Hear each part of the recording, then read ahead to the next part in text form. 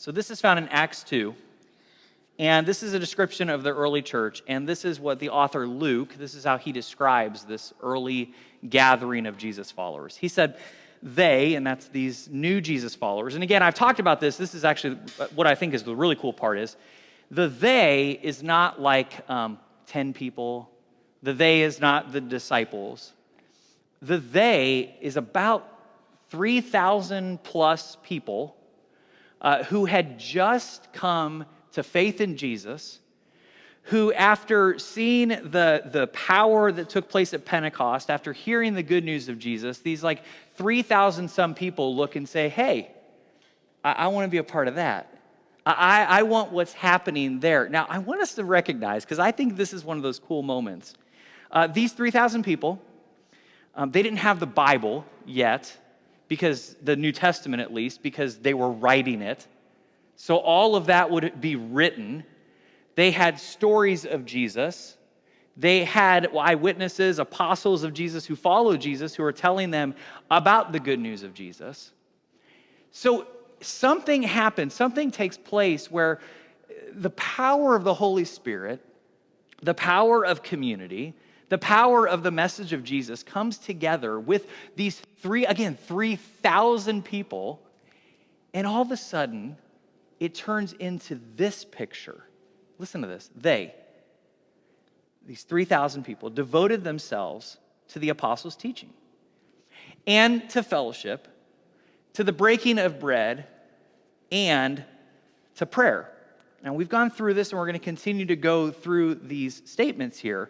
But I think it's so funny because the ones that really got me, and that we've been talking for the past couple weeks, is this fellowship and this breaking of bread. Now, I'm not really a details person. I don't know if that's surprising to anybody in this room. I'm more of the vision, big picture party guy. And there are other people who are good at the details in my life. And I'm thankful for those people because that's not really me. And I'm trying to get better, but I'm not really a details guy. But I read the story and I go, man, that just sounds awesome. It sounds like it was just chaos. Like 3,000 people were all of a sudden just like, let's do this. And they're like, we're going to fellowship, we're going to break bread together, we're going to hang out together.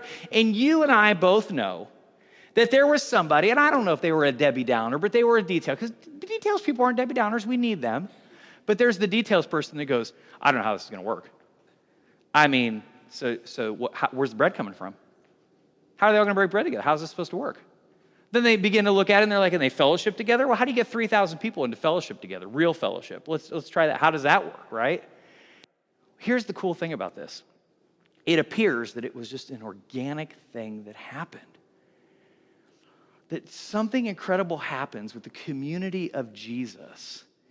That there was just a power, there was a spirit, there was a movement among the people as they followed Jesus that led them into the beauty of this.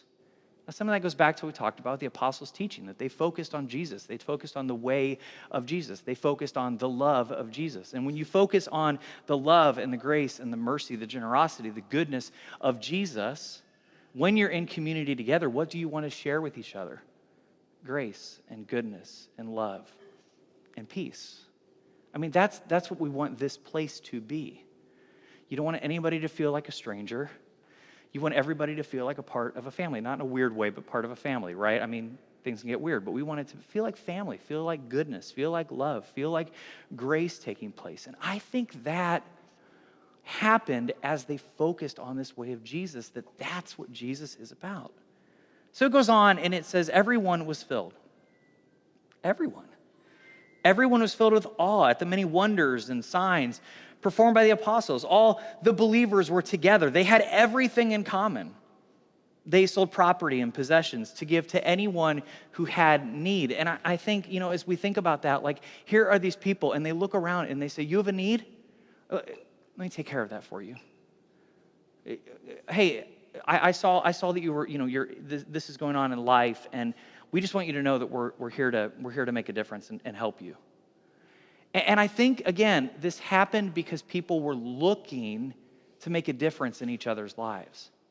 See, when you receive grace like we did today, when you receive grace, when you are in a position to receive from others, and you're not ashamed of that position, but you're in that position because you know you're surrounded by people who want to give, who want to support, who want to care for you, you can walk around like that. And then the other thing is you have people then who look around and they're walking around and they're going, how can I supply for these people's needs? How can I share the joy in my life? And how can I share the goodness that's in my life? How can I share what God has given me with the people around me?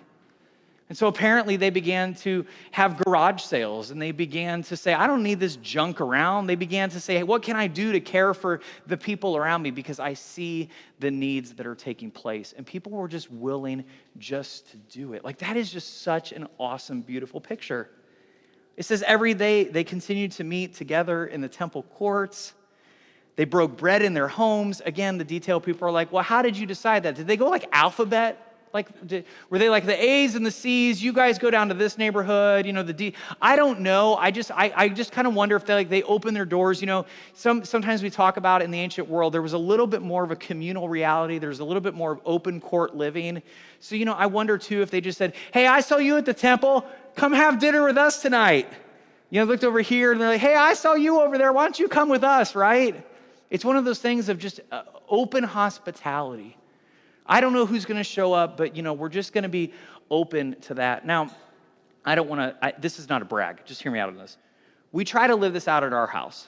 And I have to be honest with you, there are times, like last night, I was like, it's 7 o'clock, nobody's here, I'm shutting down the pool because I am done with people. I'm good. Okay, I don't know that I want anybody else here. But I want to be that place. And we try to be that place as often as we can to say, just come over. Just come spend time with us. Because we just want to be open. I think that is a picture here. People just saying, just come on. Come have dinner with us. Come experience life with us. We have we're not going to clean up. We're not going to worry about that. Again, terrifying, right? Just come over and experience real life with us. They weren't worried. There is something about being a part of a community where you're like, it's okay. Your family. Just come over. My house is your house. Come on in.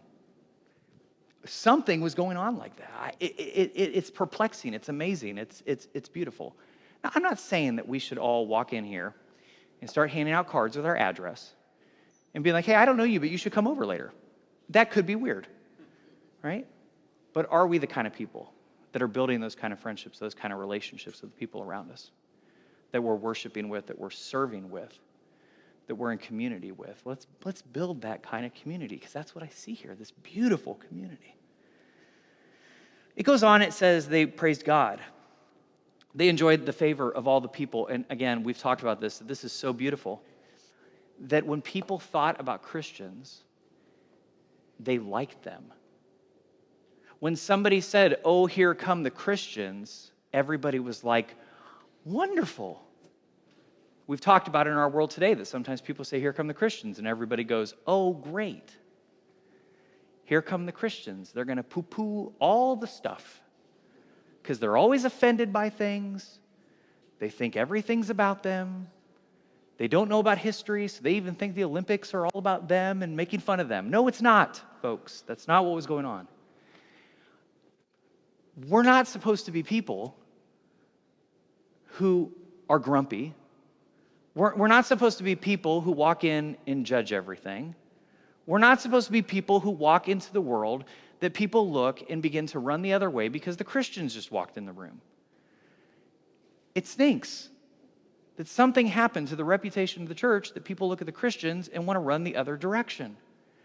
Because in this picture, everybody said, they're here. They're here. They might have said, like, I don't believe like them, but they're here and I like them. There's something great about them. Like, they are people of joy, and they're people of goodness, and they're people who care for others, and they're people of compassion, and they're people who are like literally just meeting us right where we are. Like, there was something beautiful about the early church that they somehow, look at this word, enjoyed the favor of all the people. I'm not going to do like a deep dive here because I'm not exactly sure on the Greek on there, so let's just kind of like just play with this a little bit. Enjoyed the favor of all the people. I mean, that's pretty cool to think about. I think about my friend Rhonda's funeral. I think I told you about Rhonda's funeral. She was such a dear friend. I loved her so much. And I think I shared this with you, that one of the things that blew me away at her funeral was the tailgating that was taking place before and after the funeral. And I remember pulling in the parking lot, and I was like, Jill, there's tailgating. I don't know what's going on. And then I thought, well, I do know what's going on. It's Rhonda. This makes perfect sense. I went in, and I was had a wonderful honor of officiating her funeral. And as I left, I remember this guy looks at me from across the parking lot, and he raises his beer up, and he's, hey, pastor! Like, it's for you. And I was like, these are my people. And I called Jill, and I was like, these are my people. I was like, this right here, like, this is great. I don't know if that man follows Jesus. I don't know what his story is. But in that moment, as someone who just shared the good news of Jesus, for somebody to look at me and say, this one's for you, I enjoyed the favor of all the people. And I want us all to feel that like, oh my gosh, the Christians are in the house. Things are about to get crazy, right? Like, no, people are like, oh, the Christians are in the house, things are about to get boring. Let's be joy, let's be the party, because we have something to celebrate. So they praised God. They enjoyed the favor of all the people. And then it says, and the Lord added to their number daily those who were being saved. Now, I've talked about this, and we kind of hit on this the first week. We hit it the next couple weeks, and we've kind of come back to it over and over again. And I want us to really center this series. So as we come and we conclude, like, what are some of the things that we can sort of like post up on a mirror? What are some of the things that we can sort of say, like, this is the takeaway from this series? What are the things that we can remember about this? And this is particular one of the things that I want to remember.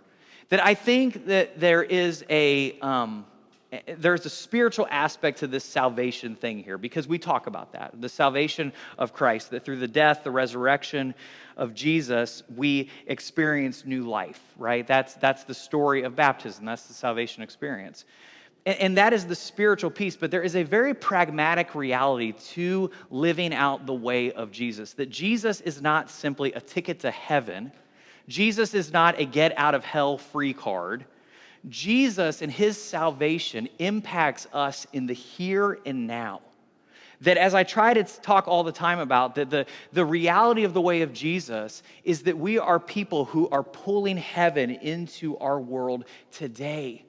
That we pull glimpses of that reality into this place today. That we are resurrection people, not waiting for resurrection to come, but people who have experienced resurrection today.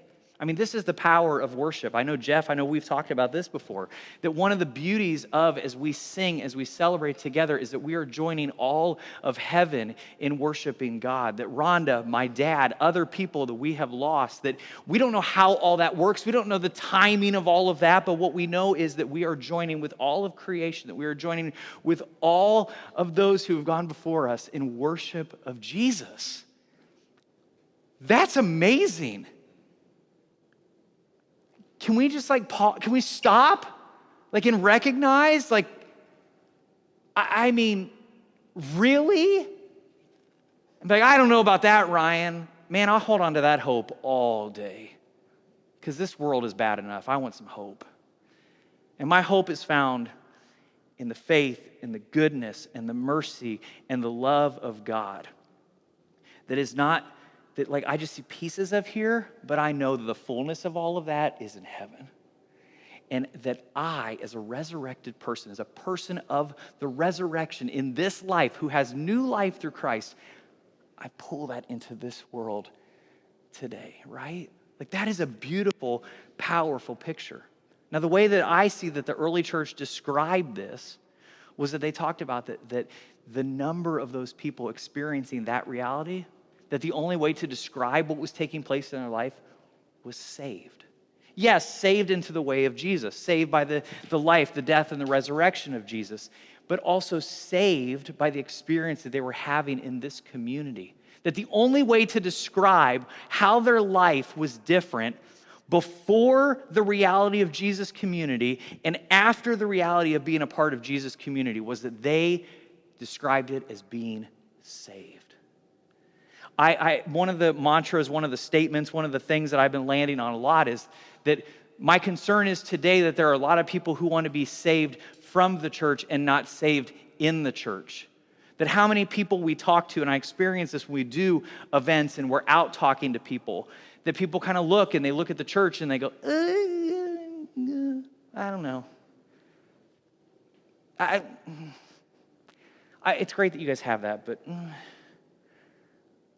so many people want to be saved from church and not saved in and through church. My experience is different. I hope your experience is different. I don't know where I would be today if it wasn't for this community. I don't know how I would have survived the last years of my life, the last 5 years of my life, if it wasn't for this community. I was telling somebody that there is something amazing about this place that as I walk through these last few years of a global pandemic, of incredible grief that I never could have anticipated, of a lot of uncertainty, a lot of fear, my fist couldn't hold all of the anxiety that I was experiencing. But this community allowed me to open those hands up and receive. And I hope that you feel the same. And if you haven't felt the same, I encourage you to continue to be a part of this community as we make that happen. If you haven't received that, make that happen for somebody else in this community. If you haven't seen that yet, do it. And something begins to take place, and then we begin to look around and we begin to use language like that. Man, before I experienced this Jesus community that I'm a part of, I don't know, my life was not where it is today. And the only way I can describe what I'm experiencing now is I was saved by this. And that story, that sharing that with other people around us, can you imagine? Like everybody's like, well, how do you share the good news of Jesus? With your life. How do I tell others about this Jesus? By the way you live. How do other people know that I'm a Christian? I'm going to tell you right now, it is not by how you vote. It is not by who you vote. It is not by what you say you believe. It is not by what you think everybody else should be doing. It is the way that you live your life out of grace and mercy and love and compassion and joy and goodness. And then people will say, I want something. You've got something in your life. What is it?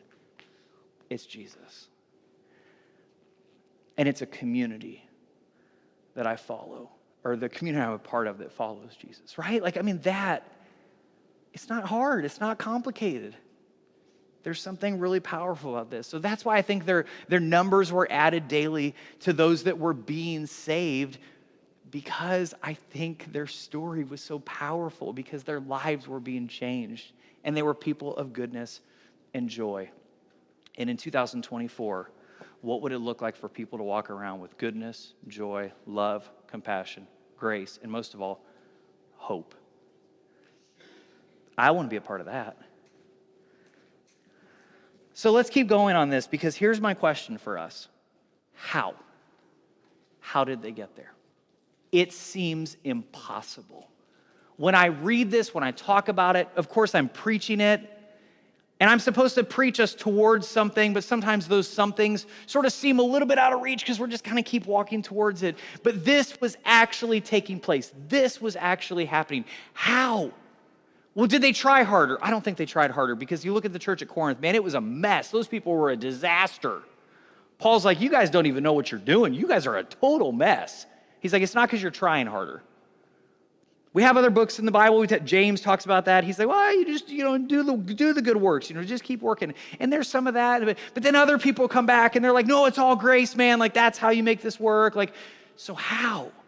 Which one is it? How do we create this kind of community? I think we find it in this first verse. Listen to this again. Listen to what they devoted themselves. And let's, as we hit each one, maybe say it out loud to yourself. They devoted themselves to the apostles' teaching, and to fellowship, the breaking of bread, and to prayer. There's one we haven't talked about yet. Prayer. They devoted themselves to prayer. Now, I thought about changing the title of this series just for this week to I Like Jesus, I'm Not Sure About Prayer. Because for many of us, if we've ever been sitting in a room or we've ever had dinner somewhere and somebody says, well, who wants to pray for the meal? And maybe you're different. Maybe you're the first to raise your hand. Maybe you jump straight up and you're like, I got this handled.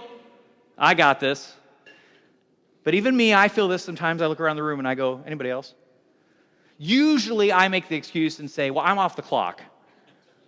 I already prayed enough today. It's somebody else's turn. But we all sort of stare at each other. We all kind of look at each other. And I think sometimes maybe we're just unsure, like, what am I supposed to pray?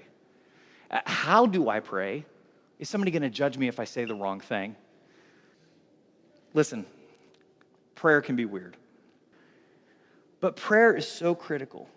And prayer is so important. And how we pray and why we pray and what we pray for has the ability to change us. It has the ability to change the people around us, the world around us. It has a way to have such an impact that what we saw in Acts 2, 42 through 47 is possible. And I think it is because of prayer. I think that fourth one, I think that as we look at the devoted themselves, the apostles' teaching, to fellowship, to the breaking of bread, and this key thing, to prayer, everything that else comes out after it, everything that you look at and go, no way, that happened, those people did all that, they did because of a prayer. Now, Luke, who wrote the book of Acts and also wrote Luke, he wrote it as kind of a two-part book. So if you want to think of, you could read the book of Luke and go straight into the book of Acts. It's kind of like a two-part narrative here. In the book of Luke, Luke records a time about how Jesus' disciples were having sort of this trepidation with prayer. They're just like us. They were asking questions about prayer. They weren't sure what they were supposed to do. How am I supposed to pray? And this is what it says. It says, one day Jesus was praying in a certain place. When he finished, one of his disciples said to him, Lord, teach us to pray, just as John taught his disciples. And I've always loved this because I love the disciples who we sort of put up on a high pedestal of these followers of Jesus, but a lot of the time they were knuckleheads.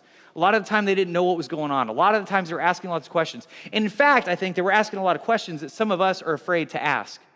They said, Jesus, we know that you chose us. Jesus, you know that you chose us to be your disciples and your apostles, but Jesus, that we have a problem. We don't know how to pray. And Jesus immediately turned to them. He rebuked them. He started judging them. He's like, I can't believe you. No, he didn't do any of that. I'm kidding. He didn't judge them. He didn't rebuke them.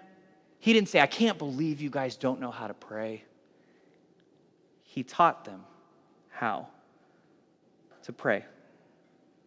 Quick side note, I think this is a critical thing for us to learn. When it comes to spiritual stuff, sometimes we have no idea what's going on. But it appears that everybody else knows what's happening. It appears that everybody else has the answers, so we just kind of keep quiet with it. And I think one of the best things we can do is admit, and I'm going to be the first to do it, admit that we don't have all the answers. I'll say this, that faith is too important, life is too short to pretend that we get it when we don't get it, and we stop asking questions because we don't feel safe. One of the things that I want this community to continue to be, that it has always been, that I think it needs to be, is a place where every single question is always safe to ask. This is not a place where you have to have it all figured out. In fact, that's how I write my sermons. I start with a question that I say, I don't know about this. Let's see what we can figure out. We should see the disciples' question about prayer as an invitation for all of us to be curious, doubtful, open-minded when it comes to intersection of life and faith. Did you hear those key words? Curious, open-minded, and even doubtful. That's okay. So Jesus, instead of judging them, instead of rebuking them, instead of being, I can't believe you're asking questions, he responds to their question. He gives them this beautiful prayer. Listen to this. He said, when you pray, say this, Father, hallowed be your name, your kingdom come. And I sort of imagine the disciples, and they're like, what did he say? And they're like, what? Right? Like, what did he say? Now, here's what gets really cool. This prayer, this moment, somehow becomes a story that is being told about Jesus to the first followers. Again, remember, they're writing the New Testament. They're writing the Bible. So these stories are being told. So Cheryl, somebody one day comes up and they're like, hey, did you hear about the time that Jesus was telling his disciples how to pray? And you're like, no. Well, listen, I struggle with prayer, and so I'm not sure how to pray, but this story was really helpful to me. So one time, apparently his disciples were with him. And they were like, Jesus, we don't know how to pray. Would you teach us how to pray? And I'm like, what did he say? Like, oh, well, actually, somebody started to write it down. This guy named Luke. He said something like, Father in heaven, hallowed be your name. Like, oh, that's amazing.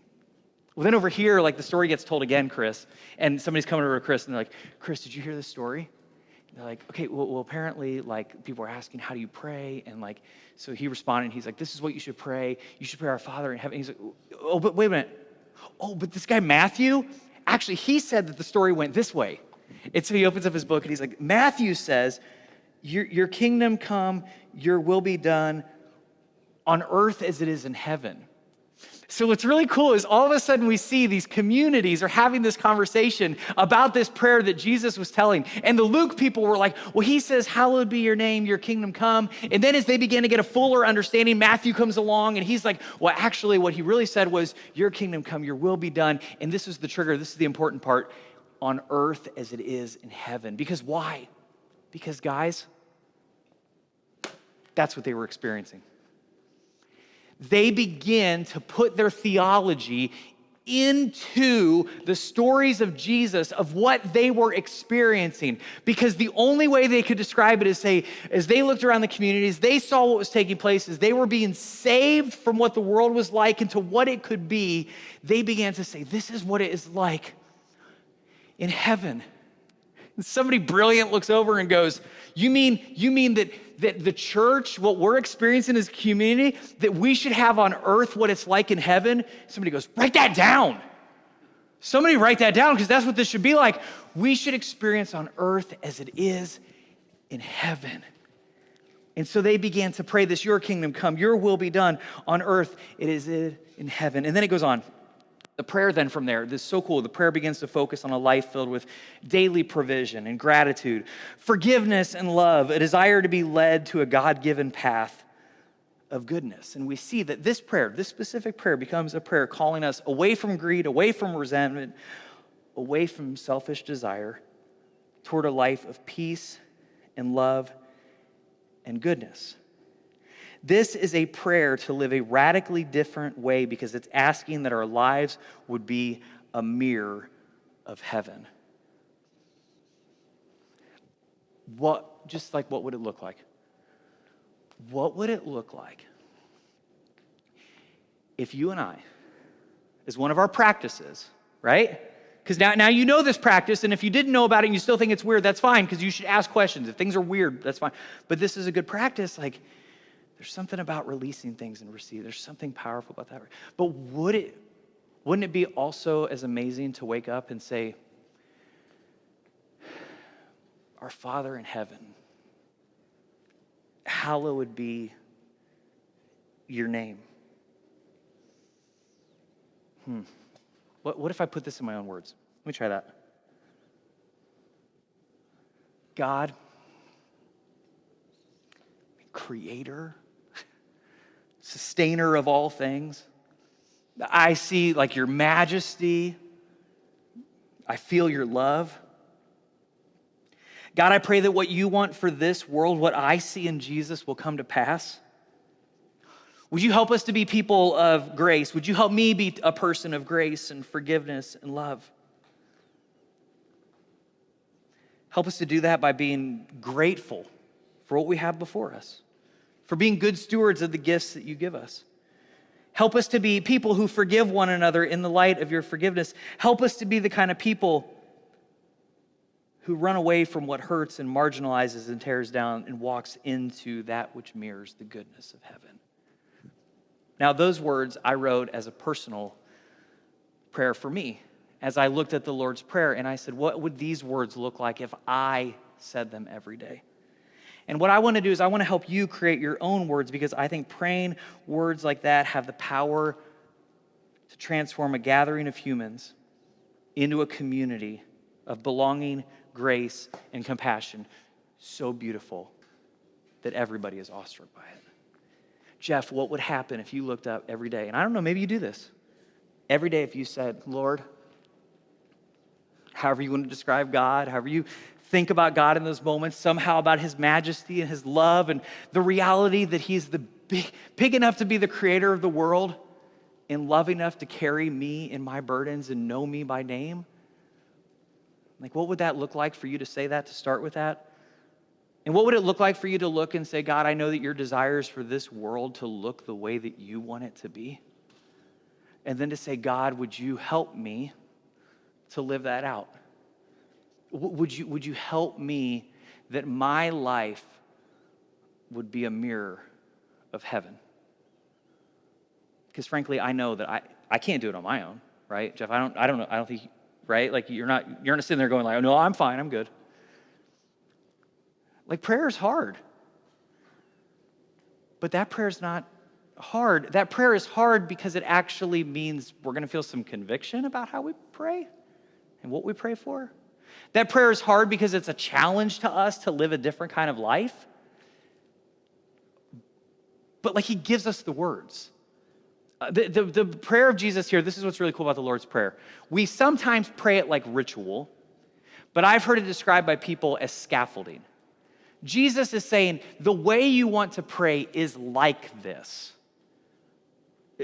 Pray this kind of prayer. Your kingdom come, your will be done on earth as it is in heaven. Give us today our daily bread. Forgive us our debts as we also forgive our debtors. And lead us not into temptation, but deliver us from evil. If I would pray that kind of prayer.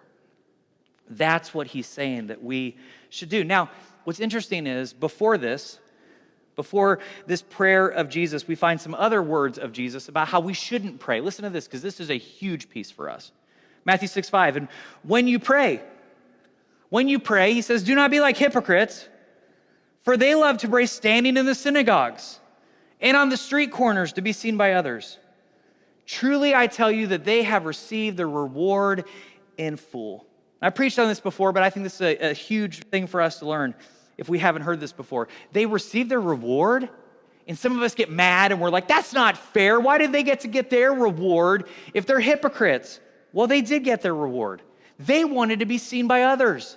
They wanted other people to be impressed by their prayers. They wanted to have people look at them and go, man, that person is so religious.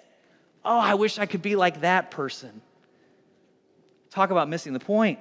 It might impress other people. You'll get that reward if that is your goal for prayer, but that's not what Jesus wants for us. Listen to how Jesus said to pray. He says, but when you pray, go into your room. Close the door. Pray to your Father who is unseen. Then your Father who sees what is done in secret will reward you. Friends, please do not go on Instagram and post a picture of yourself with a Bible and be like, look at me. Because Jesus is looking at you and going, hard eye roll. Seriously. Jesus says, stop posting about it. Stop trying to be all religious. Instead, what I want you to pray is that your life would be changed. And you will be rewarded if you pray the kind of prayer that he teaches us to pray. Apparently in secret with the door shut. Because I would rather pray that prayer in secret. Looking at the mirror and going, Lord, I know that I'm a mess. But would you just, in all your power today, help my life be a mirror of heaven? I'd like to pray that prayer in secret. And then he says that you'll get rewarded. You will. Yeah, you will. You'll be rewarded with a change of heart.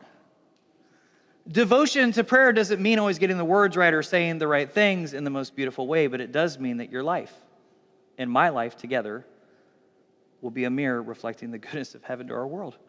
With prayers like that, the world begins to change, we begin to change, the community around us begin to change, and we will feel the reward. How cool is that? Jesus said, if you would pray for this world to have more grace, to have more love, to have more compassion, to have more hope, he says if you would pray that prayer, you would receive the reward. And the reward is that you will have more grace, and that you will have more mercy, that you will have more compassion, that you will have more love, that you will have more hope.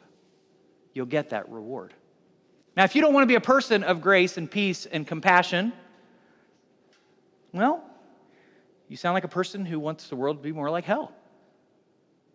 You sound like the kind of person who wants more bitterness and more anger and more resentment and more fighting. That sounds like hell to me. But see, the people that we read about in Acts 2, 42 through 47, they didn't even have time to tell people about a hell because they were so busy showing people a glimpse of heaven. Remember I talked about that? And how did they show